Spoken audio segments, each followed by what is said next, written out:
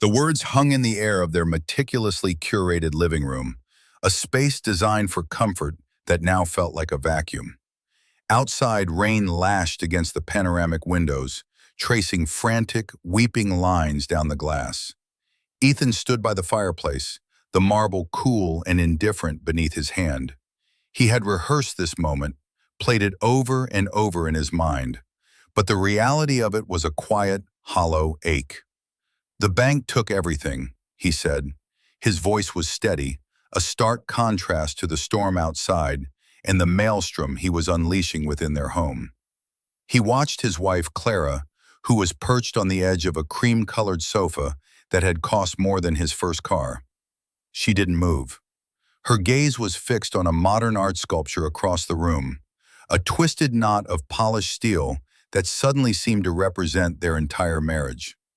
Her head turned slowly, an elegant, deliberate movement he had once found captivating. Now it felt reptilian. Her eyes, the color of a winter sea, were not filled with concern, or fear for their future, or even empathy for the man she had promised to stand by in sickness and in health, in poverty and in wealth. They were cold, calculating. She did not ask, "Are you okay?" She did not ask, "What happened?" She did not ask, "What can we do?" Her lips, painted a defiant shade of crimson, parted slightly. "I want a divorce." The statement landed, simple, devastating, final. It was not a question. It was not a suggestion. It was a verdict. A judgment passed not on their shared history, not on the love they had once professed, but on a balance sheet he had just declared empty. In that single, brutal moment, Ethan saw with perfect, painful clarity that he had never been her partner. He had been her asset. And now that his value had plummeted to zero, he was being liquidated. A strange sense of calm washed over him, drowning the initial shock. It was the chilling peace of absolute certainty. He had suspected the foundations of their life together were built on sand, on the shifting dunes of her family's obsession with status and wealth. He had hoped he was wrong. He had prayed he was wrong. But he wasn't. This was not a tragedy. It was a confirmation, an audit of her soul that had come back with nothing but deficits. He met her gaze, his own eyes clear and unblinking. He saw no flicker of doubt in her, no remorse. He saw only the steely resolve of a woman cutting her losses. He had been a bad investment, and it was time to divest. The rain hammered against the windows, a furious, impotent percussion. The silence inside the room was louder. He gave a single, almost imperceptible nod. "I see," he said, and in his mind, a separate, silent thought formed, as clear and sharp as a shard of glass. "It begins, exactly as I knew it would." Before we see how this chilling chapter unfolds, we want to take a moment to welcome you to our channel. We're so glad you're here with us today. If you're enjoying this story of hidden truths and dramatic reversals, please take a second to hit that like button and subscribe to the channel so you never miss what's coming next.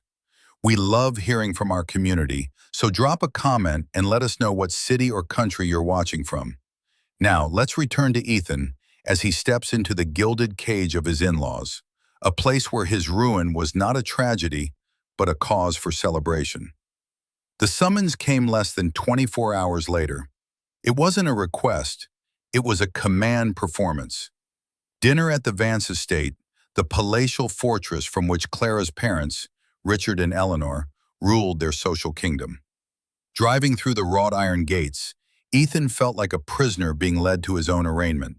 The house loomed at the end of a long, manicured driveway, a monument to old money and new arrogance. It was less a home than a museum of its own importance, filled with priceless objects and people who knew the cost of everything and the value of nothing. He was shown into the formal drawing room, a cavernous space with ceilings so high they seemed to be in a different climate. Richard Vance stood with his back to a fireplace large enough to roast a wildebeest, a glass of amber liquid in his hand.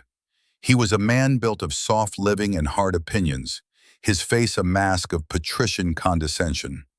Eleanor, rail-thin and draped in silk, was arranged on a divan, observing Ethan's entrance as if he were a particularly uninteresting insect.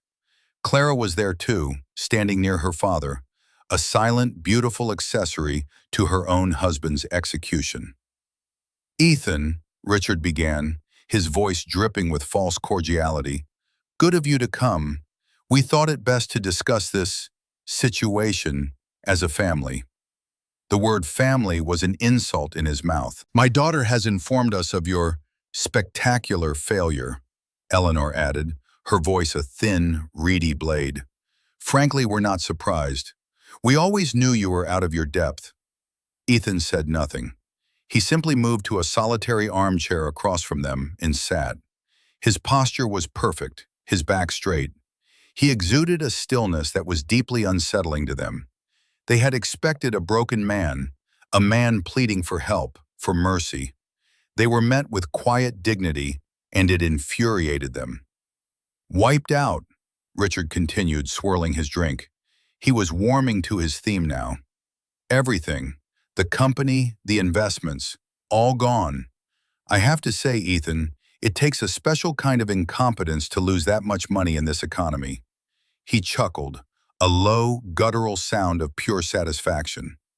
"Clara was right to get out.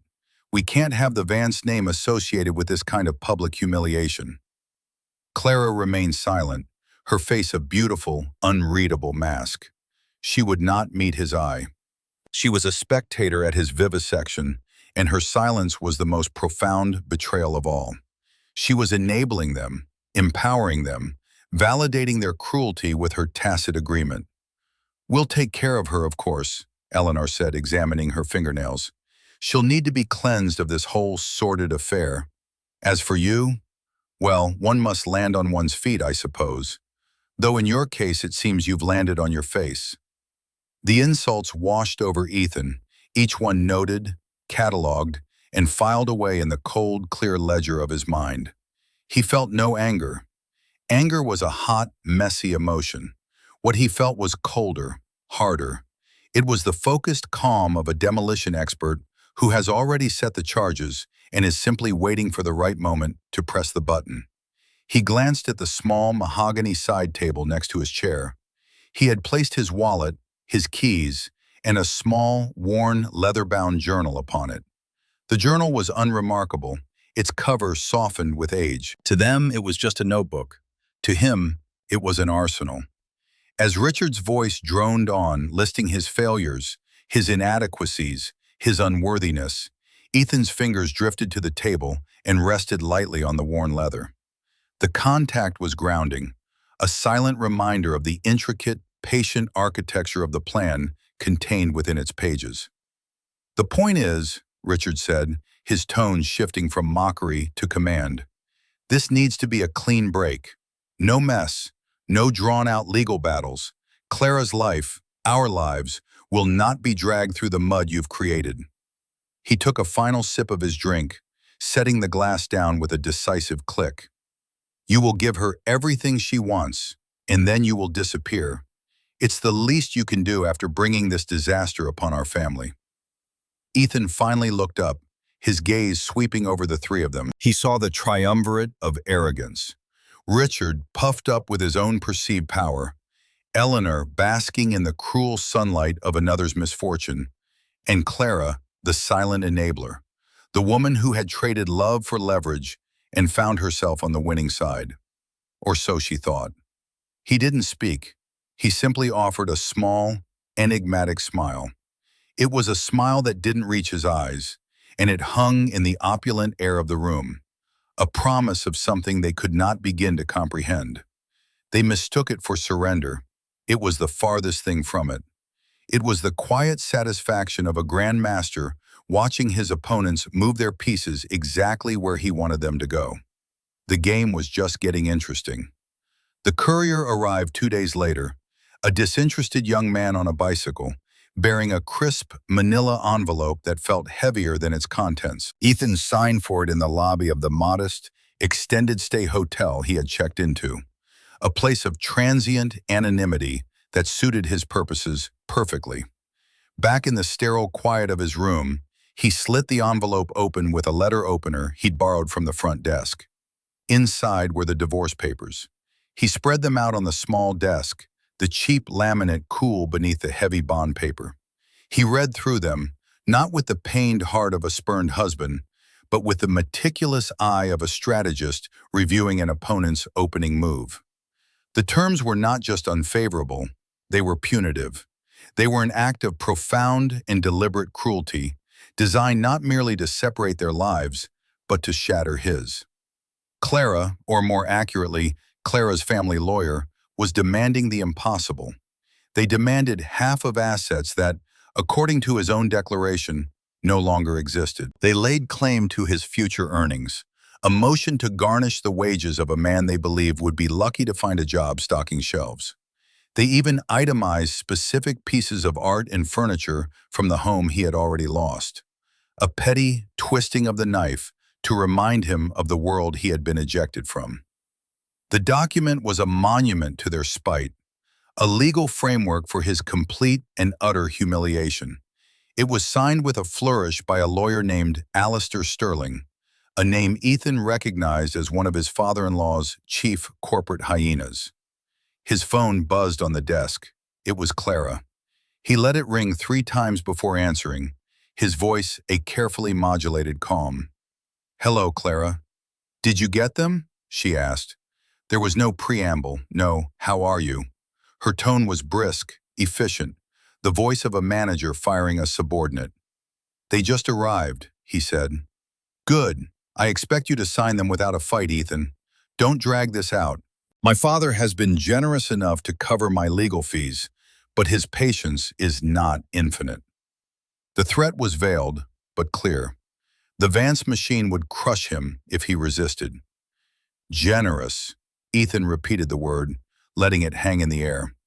"I see." "Just sign them," she repeated, a note of irritation entering her voice. "Let's not make this messier than it already is. It's over. Accept it." The line went dead. He stared at the phone for a long moment, the silence of the room amplifying the coldness of her words. She was so confident. They were all so confident. Their arrogance was a fortress, tall and imposing, but they had no idea he had already tunneled underneath the foundations. Later that evening, Ethan had a meeting, not with a lawyer of his own, but with Alistair Sterling himself. He had requested it, a move Sterling clearly interpreted as a prelude to begging. The lawyer's office was a symphony of dark wood, leather, and self-importance. Sterling, a man with a perpetually smug expression and a tie that cost more than Ethan's hotel room, leaned back in his chair, steepling his fingers. "Mr. Thorne," Sterling began, dispensing with any pretense of politeness. "Let's be brief. My client's terms are not negotiable. They are, in fact, exceedingly generous given your circumstances." He smirked. "Frankly, suing a bankrupt man is poor form, but the Vances wish to make a point. You are to be excised. Completely." Ethan listened patiently, his hands resting in his lap. He nodded as if considering the man's words. "I understand the position," he said quietly. "Good," Sterling said, pleased with this show of meekness. "Sign the papers and we can all move on. Mr. Vance has authorized me to offer you a small, one-time payment to facilitate your departure, a gesture of goodwill. Consider it a lesson in flying too close to the sun." Ethan's gaze drifted past Sterling to the window, to the city lights twinkling in the dusk. He was thinking about the intricate web of holding companies, the carefully layered trusts, the offshore accounts he had spent the last 18 months constructing. He was thinking about the real sun, not the dim, reflected light the Vances mistook for power. He stood up. "Thank you for your time, Mr. Sterling. I will consider your generous offer." Back in his hotel room, Ethan opened the worn leather journal. The pages were not filled with emotional scribbles, but with the cool, hard logic of his profession. Flowcharts detailed the transfer of assets. Timelines marked key financial transactions. Legal statutes from 3 different countries were highlighted and annotated.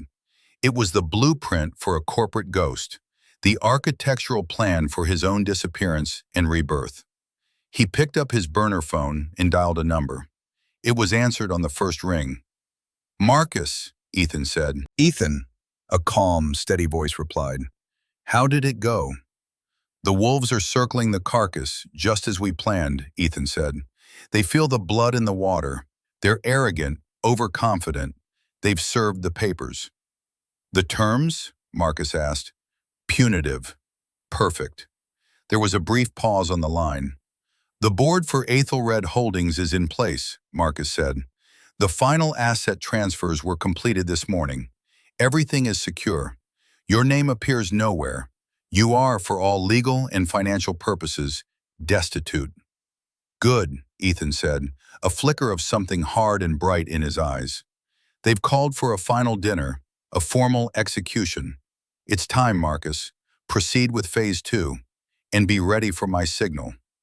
"We're ready, Ethan," Marcus replied, his voice resonating with unwavering loyalty. "The foundation is set. Let them have their little storm. They have no idea the hurricane is about to make landfall." Ethan ended the call and closed the journal. He looked at the divorce papers on the desk, at the arrogant scrawl of Sterling's signature, at the cold, empty spaces waiting for his own. He felt a profound sense of pity for them. They thought they were standing on a mountain of their own making, when in reality they were standing on a trapdoor he was about to spring. The final act was about to begin. The dining room at the Vance estate was a stage set for a tragedy, though the principal actors were under the impression it was a comedy.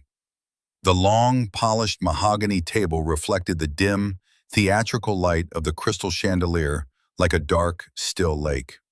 Each place was set with an arsenal of silverware and a battalion of glasses.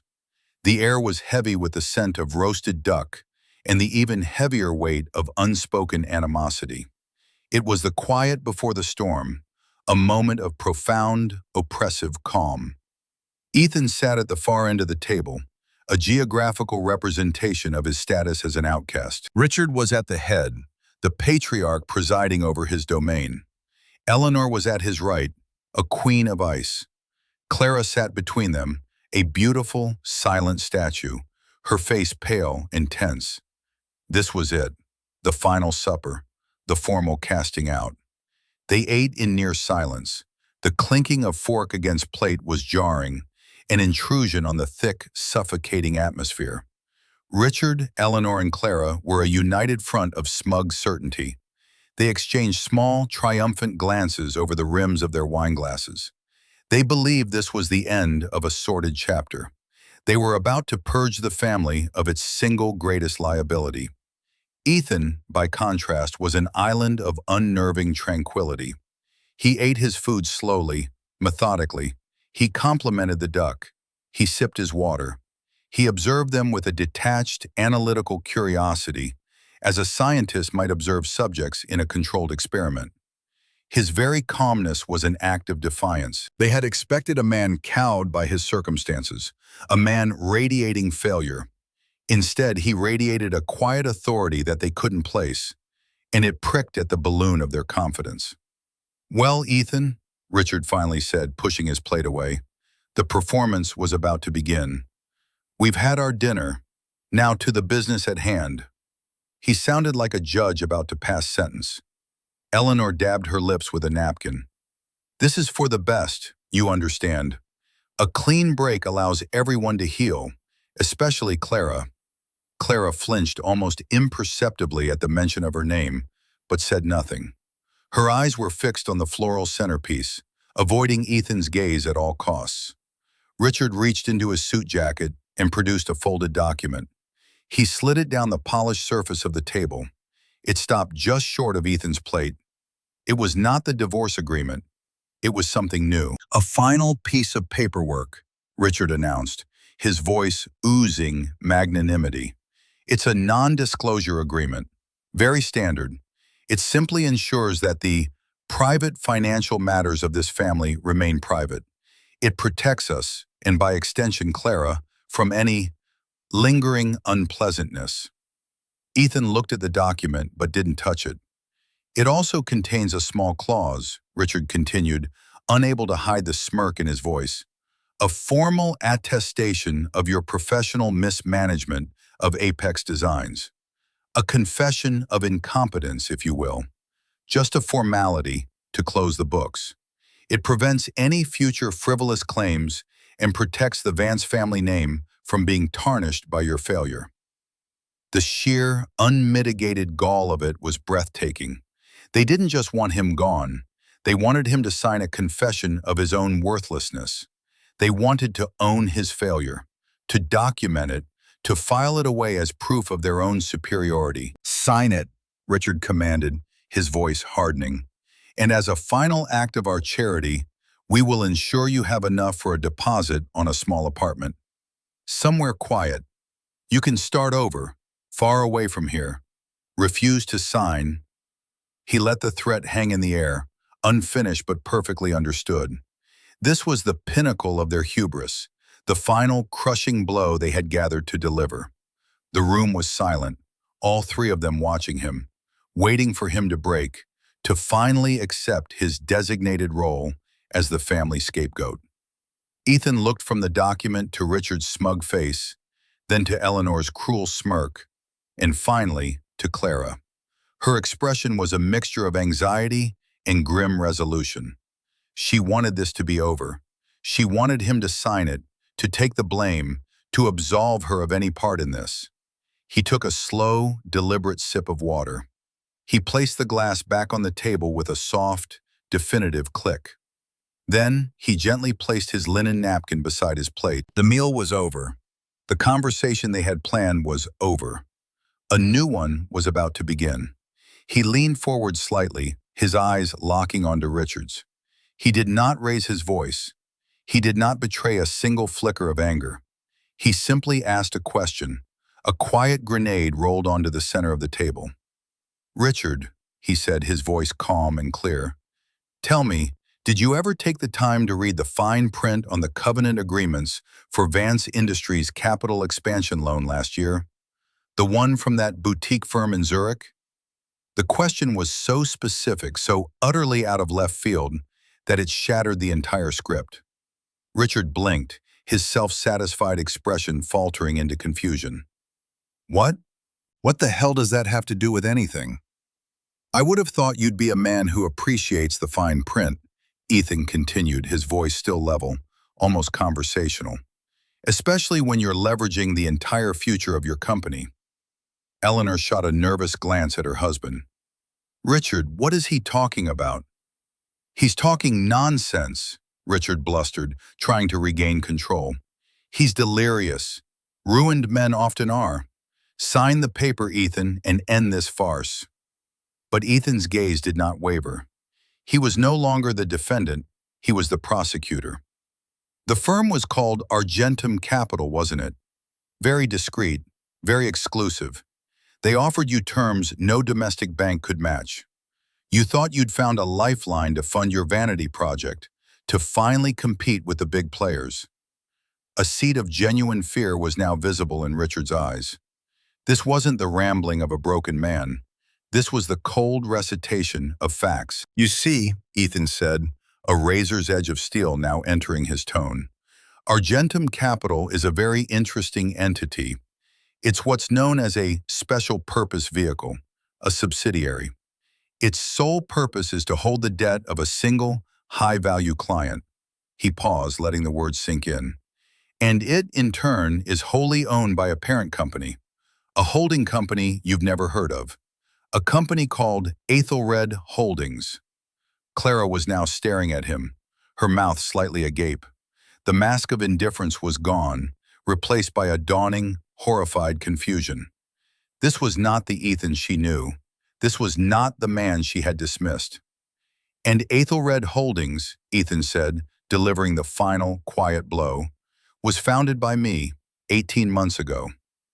The silence that followed was absolute, a perfect void where their arrogance used to be. The storm had passed. The hurricane had just made landfall. Richard Vance's face, which had been a mask of smug authority moments before, cycled through a rapid series of emotions: confusion, disbelief, denial, and finally a pallor of pure, unadulterated terror. He looked as if Ethan had just explained, in calm, rational terms, how he had removed all the oxygen from the room. That's, that's impossible, Richard stammered, his voice a dry rasp. You're nobody. You're broke. You lost everything. Did I? Ethan asked, the question soft, but carrying the weight of an anvil. Or did I simply move my assets beyond the reach of those who would see them as an opportunity? Apex Designs, my company, wasn't failing, Richard. It was thriving.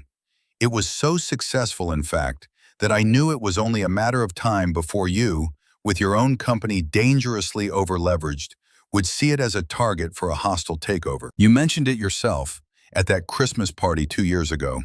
A tasty little morsel, you called it. Ethan's eyes flickered to Clara. You were there. You heard him. Clara looked as if she'd been struck. She remembered the casual, predatory comment her father had made, which she had dismissed at the time. So I made a choice, Ethan continued, his voice a clinical, dispassionate narrative. I decided to protect my life's work. I began a strategic restructuring.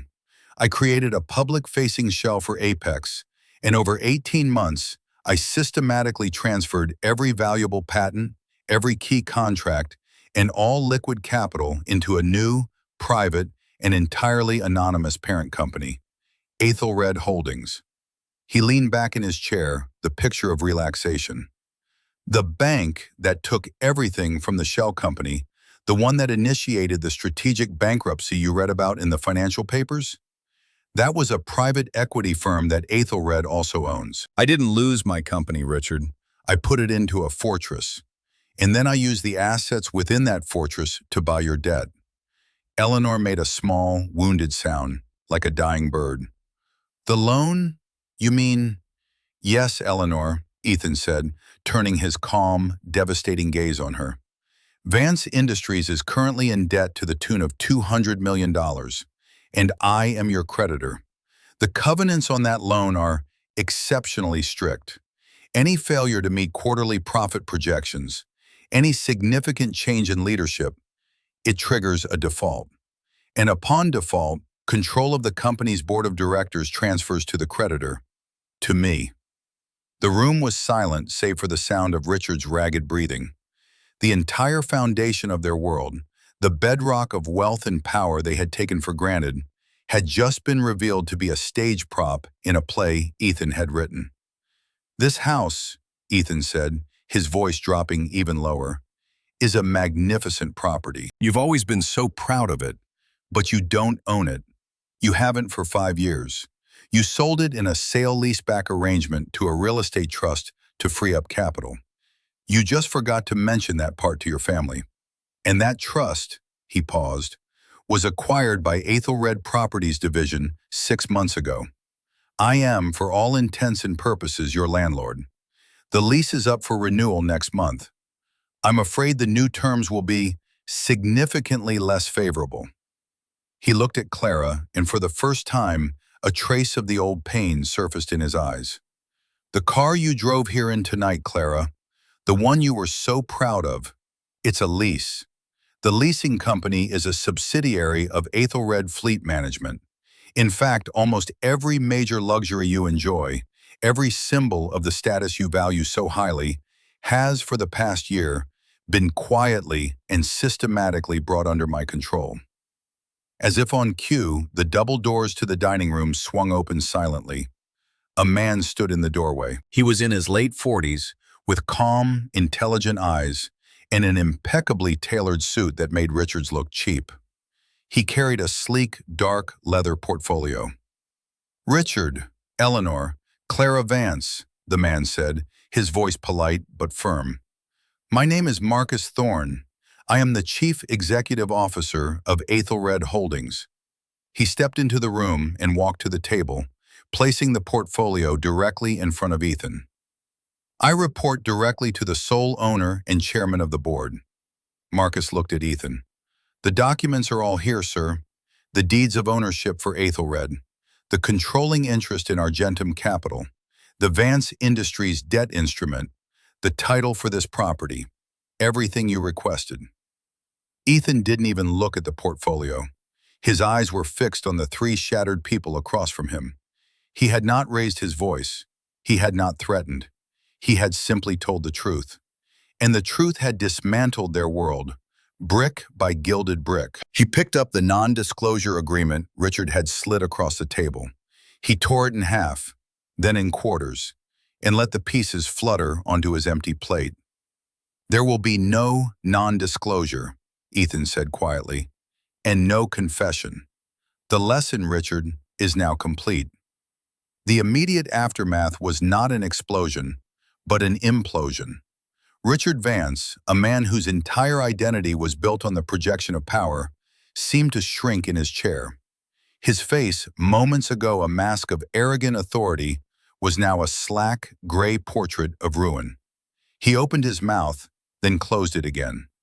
Words had failed him. Threats were useless. Legal action was impossible. He would be suing the very entity that held his corporate life in its hands. He was checkmated. Eleanor was the first to find her voice, and it was a sound of pure, panicked disbelief. "This is a trick," she hissed, her eyes darting between Ethan and the stoic figure of Marcus. "A monstrous, elaborate lie. Richard, do something." Richard didn't move.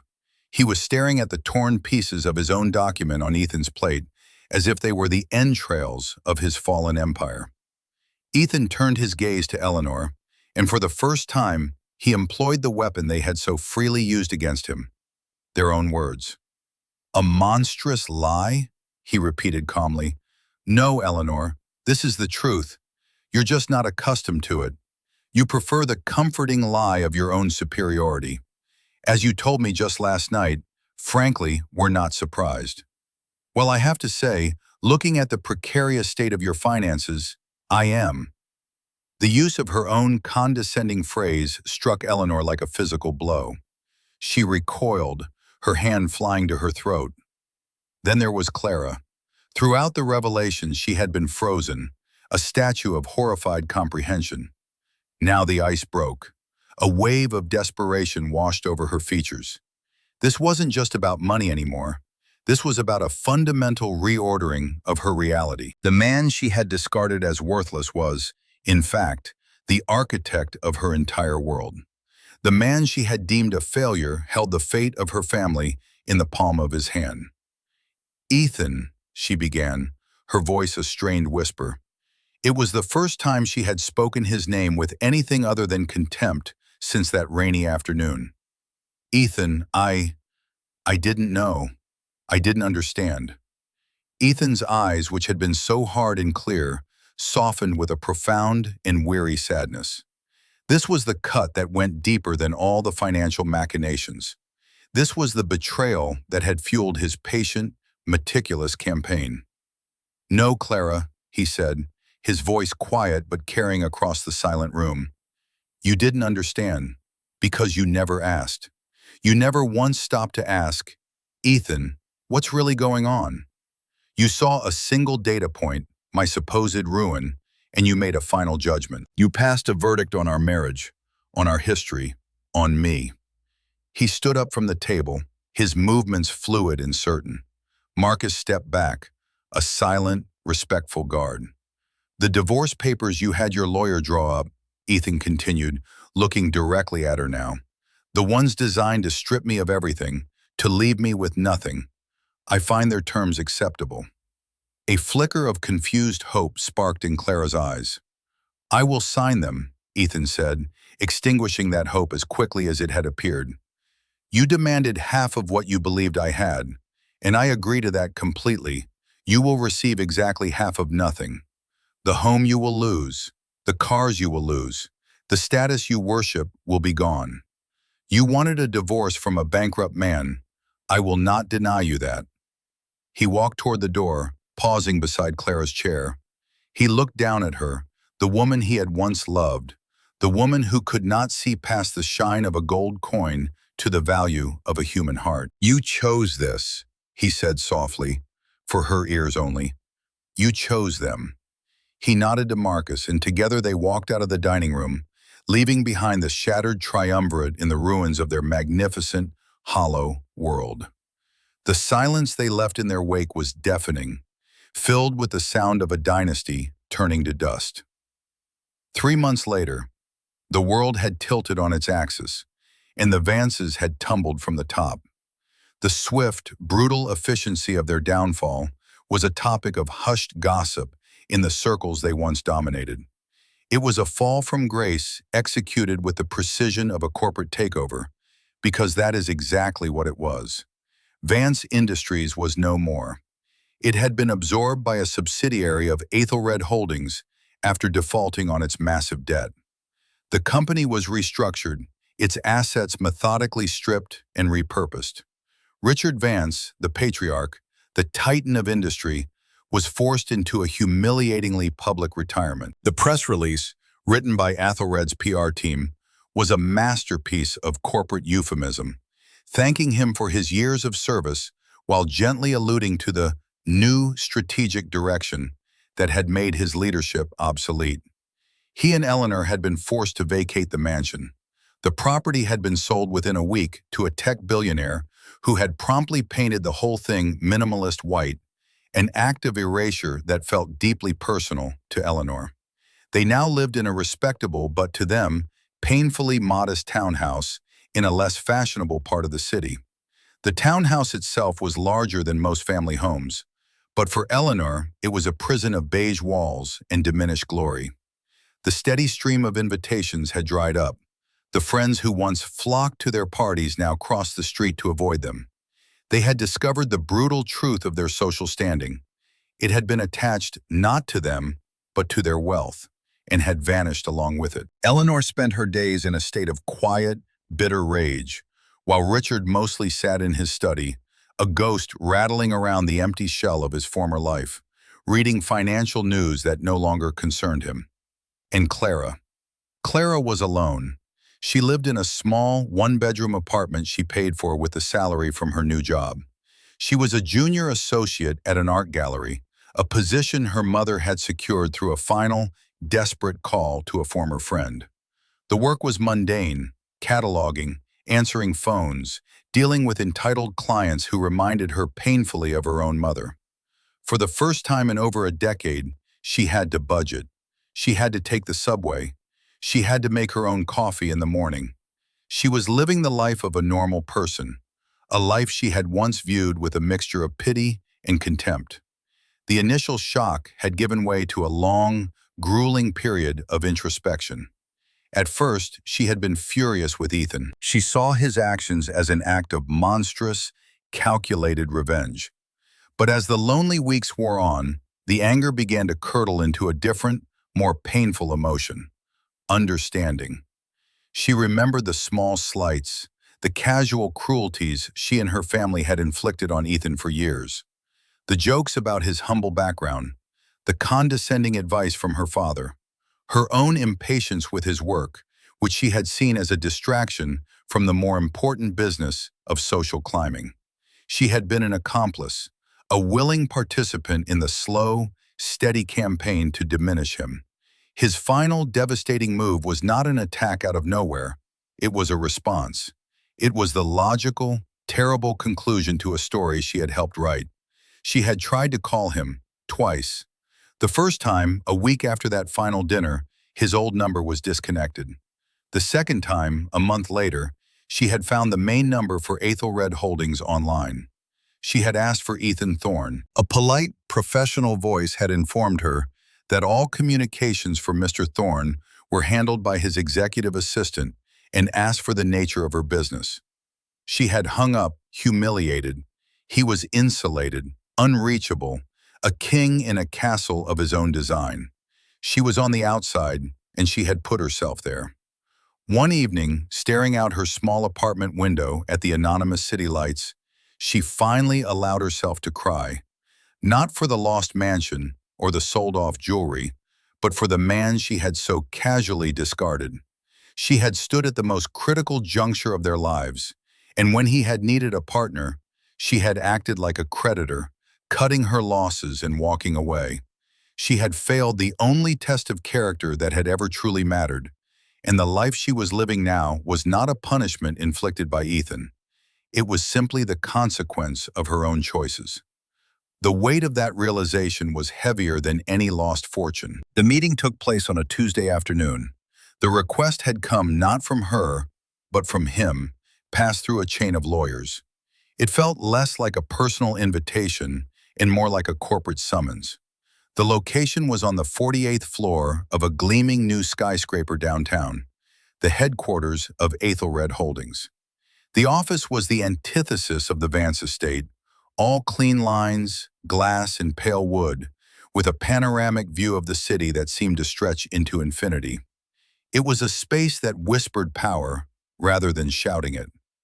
Clara had spent an hour deciding what to wear, a ritual she hadn't performed in months. She settled on a simple black dress, professional and understated.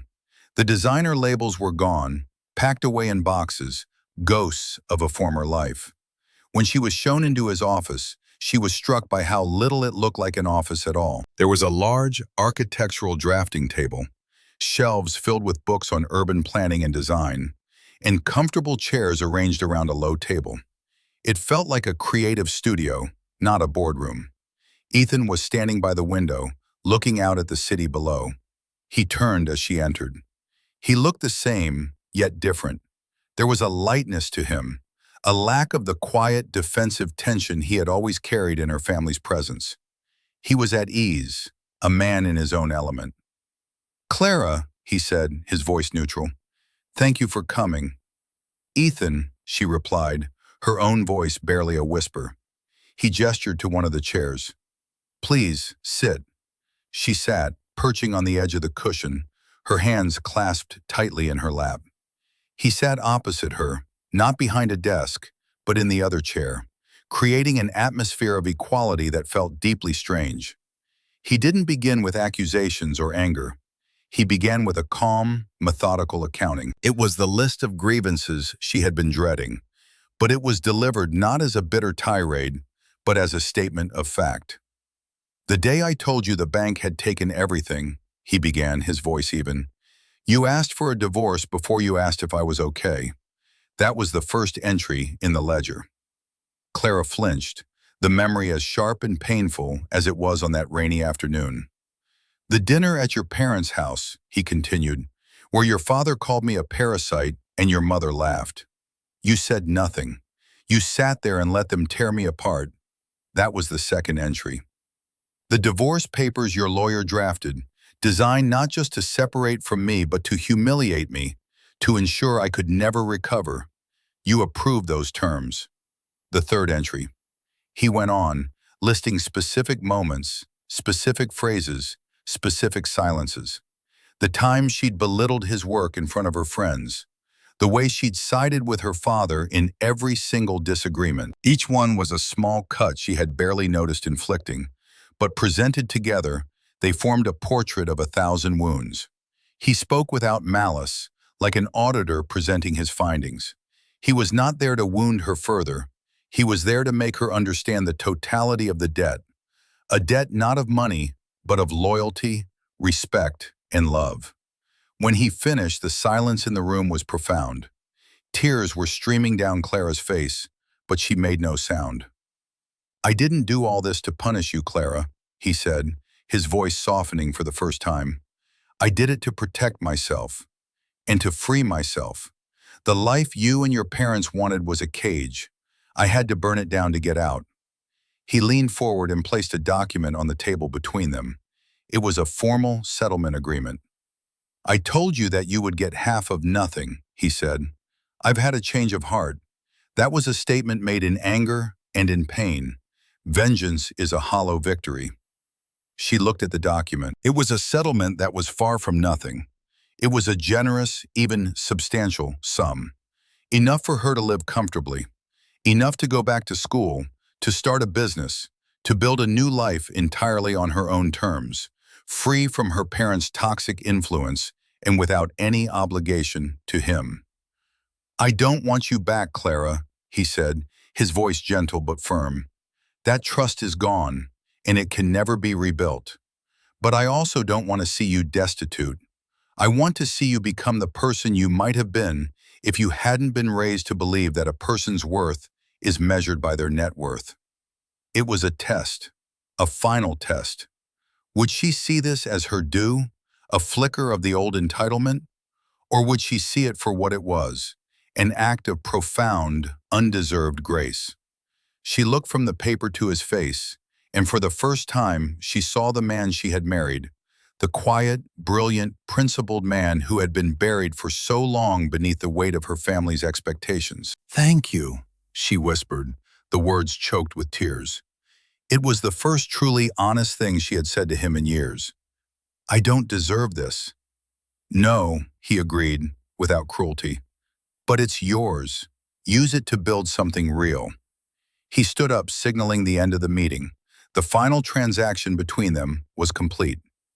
1 year later, the autumn sun cast long shadows across a bustling construction site. A crowd had gathered for a groundbreaking ceremony, not for another corporate tower of glass and steel, but for the new city library and public arts center.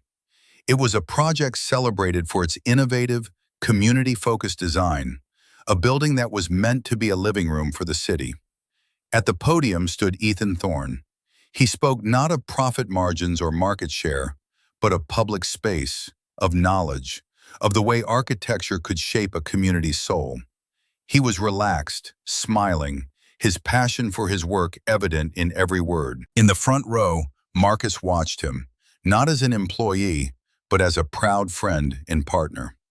When the speech was over and Ethan stepped down, he wasn't swarmed by investors, but by librarians, artists, and community leaders, all shaking his hand, sharing his vision.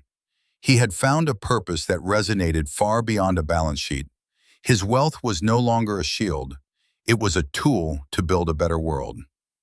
Miles away in a quiet university classroom, Clara sat listening to a lecture on art history. She was older than most of the other students, and she took notes with a focused intensity. After the settlement, she had cut ties with her parents, whose bitterness had become a prison of its own. She had sold the expensive clothes, moved into an even smaller apartment near the campus, and enrolled. Her life was small, simple, and for the first time, entirely her own. It wasn't glamorous, but it was real, built on her own effort. That evening, scrolling through the news on her laptop, she saw an article about the new library groundbreaking. There was a picture of Ethan at the podium, looking happier and more at peace than she had ever seen him. She felt a pang, not of regret or envy, but of a distant, quiet respect. He had built something beautiful out of the ashes of their shared past. She closed the laptop and looked around her small, book-filled apartment. In her own way, she was trying to do the same. A faint, sad smile touched her lips. It was a smile of acceptance. True wealth, in the end, is not what you possess, but who you are when all possessions are stripped away. True strength is not found in the power you can display, but in the integrity you maintain when under pressure. Ethan had lost a wife, but he had gained himself.